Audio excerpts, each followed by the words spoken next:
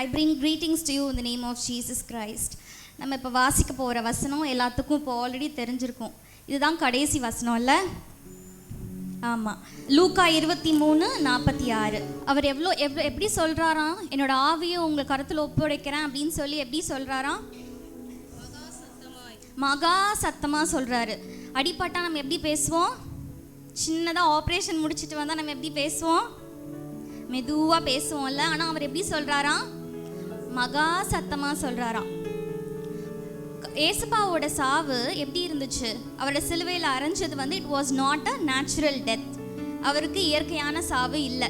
அவருக்கு எப்படி இருந்துச்சு? அவர் அடித்தாங்க, கஷ்டப்படுத்தினாங்க, உடம்புலேருந்து ரத்தம் மீதி எதுவுமே இல்லாமல் என்னாச்சு? எல்லாமே வெளியில் வந்துருச்சு. ஆனாலும் கடைசியில் அவரோட ஜீவனோட கண்ட்ரோல் எங்கே இருந்துச்சு?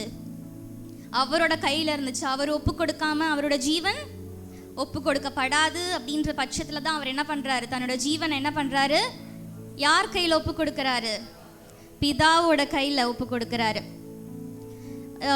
நம்மளோட லாங்குவேஜ்க்கு எப்படி ஜெண்டர் இருக்குதோ, அதாவது ஃபீமேல் மேல் இந்த மாதிரிலாம் ஜெண்டர் இருக்குல்ல, இதே மாதிரி ஹீப்ரூ லாங்குவேஜில் ஒவ்வொரு நம்பருக்கும் ஒவ்வொரு மீனிங் இருக்குது. இப்போ நம்ம எண்ணாகமத்தில் பார்த்திங்கன்னா நிறைய நம்பர்ஸாக வந்துகிட்டே இருக்கும்ல, அடுத்தடுத்து நம்பர் வந்துகிட்டே இருக்கும். ஒவ்வொரு நம்பருக்கும் பின்னாடி என்ன இருக்குது? ஒரு அர்த்தம் இருக்குது. அப்போ நேற்று நான் பார்த்தப்போ ஹீப்ரூ லாங்குவேஜில் 7 அப்படின்ற நம்பருக்கு என்ன அர்த்தம் அப்படின்னா கம்ப்ளீஷன், ரெஸ்ட், பரிபூரணம். யோவான் 10:10 வாசிப்போமா? நம்ம எல்லாத்துக்கும் தெரிஞ்ச வசனம் தான். திருடன் திருடவும் கொல்லவும் அழிக்கவும் வருகிறானே அன்றி வேறொன்றுக்கும் வரான். நானோ அவைகளுக்கு ஜீவன் உண்டாயிருக்கவும் அது பரிபூரணப்படவும் வந்தேன். ஆமேன். அவர் எதுக்காக வந்தாரா? பரிபூரணப்பட, அந்த ஜீவன் பரிபூரணப்படுறதுக்காக வந்திருக்காரு. அந்த 7வது வசனத்தில் ஏசப்பா உயிரோடு இருக்கும்போது நிறைய பேசினாங்கல்ல. அவங்க தேவாலயத்தில் பேசினாங்க, மலை பிரசங்கம் பண்ணாங்க, நிறைய பேசினாங்க. சிலுவையில் இருக்கும்போது கூட 7 வசனங்கள் 7 வார்த்தைகளை பேசினாங்க. கடைசியாக 7வது வசனத்தில் என்ன பண்ணுறாங்க? பரிபூரணப்படுறாங்க.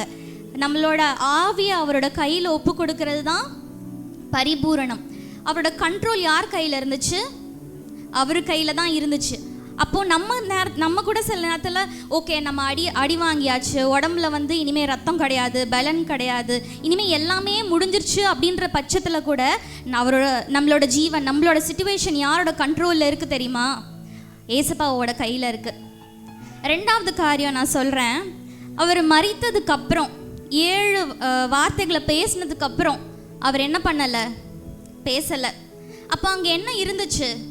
அமைதி இருந்துச்சு. சைலன்ஸ். சைலண்ட்டுக்கு யாராவது ஸ்பெல்லிங் சொல்லுங்களேன் எனக்கு சத்தமாக. சைலண்ட்டுக்குன்ற ஸ்பெல்லிங் சொல்லுங்க. SI.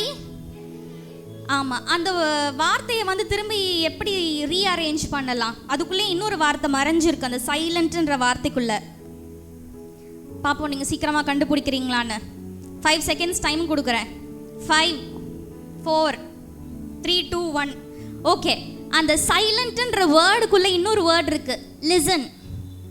LISTEN. லிசன் அப்படின்ற இன்னொரு வேர்டு இருக்குது. நம்ம லைஃப்பில் சைலன்ஸ் வந்துருச்சு, எல்லாமே முடிஞ்சு போச்சு, ஒன்றுமே இல்லைன்ற நிலைமையில் we should start listening. டேவிடை எப்போ அபிஷேகம் பண்ணாங்க? ஏசப்பா ராஜாவாகிறதுக்கு முன்னாடி அபிஷேகம் பண்ணினாங்க. ஆனால் உடனே அபிஷேகம் பண்ணி அரியாசனத்தில் ஏறி உட்கார வச்சுட்டாங்களா? He prepared David in silence.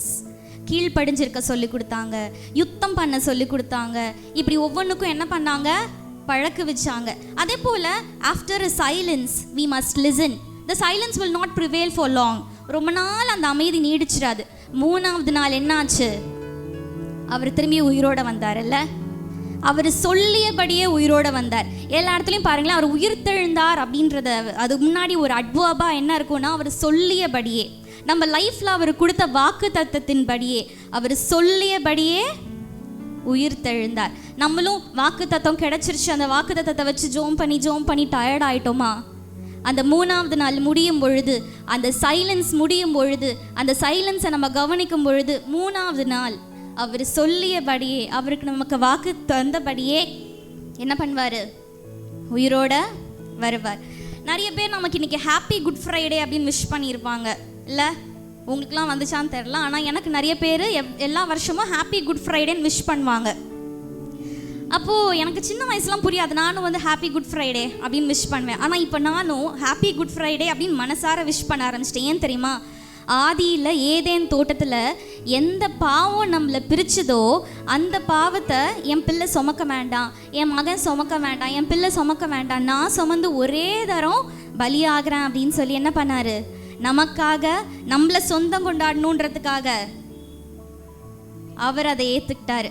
So this is really a happy good Friday. நம்ம சந்தோஷப்படணும். ஒவ்வொரு தடவை தப்பு பண்ணும்போதும் ஏசப்பா நமக்காக மறிச்சாங்க அப்படின்றத நம்ம நினைவு கூறணும்.